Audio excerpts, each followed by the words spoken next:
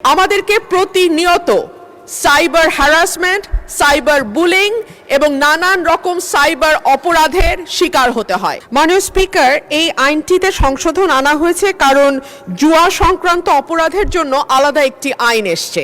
মাননীয় স্পিকার, আমার বক্তব্য সাইবার প্লেসে নারীর সুরক্ষা নিয়ে। মূলত সাইবার স্পেসটা আইন করে নিরাপদ রাখবার যেই প্রাথমিক উদ্দেশ্য ছিল সংসদের, সেটা হচ্ছে এই স্পেসটাকে নারীর জন্য একটা নিরাপদ স্পেস হিসেবে তৈরি করা।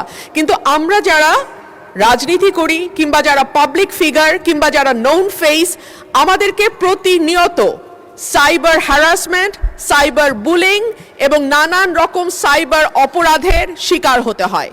তথ্য প্রযুক্তি উন্নত হচ্ছে মাননীয় স্পিকার, অস্বীকার করবার কোনো উপায় নাই। অস্বীকার করবার কোনো উপায় নাই। আমরা এখন এআই জগতে প্রবেশ করেছি। অস্বীকার করবার কোনো উপায় নাই যে কোনটা রিয়েল, কোনটা ফেক, কোনটা ভুয়া, কোনটা সঠিক। এইটা আমাদের শিক্ষিত সমাজেরও অনেকে আসলে হিমশিম খেয়ে যায় বের করতে কোনটা সঠিক এবং কোনটা ভুল।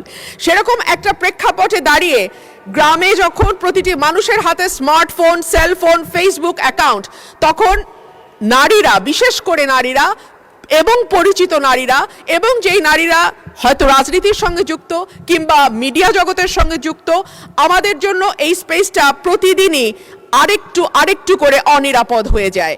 আমি এই সংসদের মাধ্যমে, মাননীয় মন্ত্রী উপস্থিত আছেন আশা করি, এই সংসদের মাধ্যমে আমি আশা করব নারীদের জন্য আমরা যেন একটা নিরাপদ সাইবার স্পেস রাখতে পারি, তৈরি করতে পারি, সেই ব্যাপারে সরকার মনোযোগী হবেন।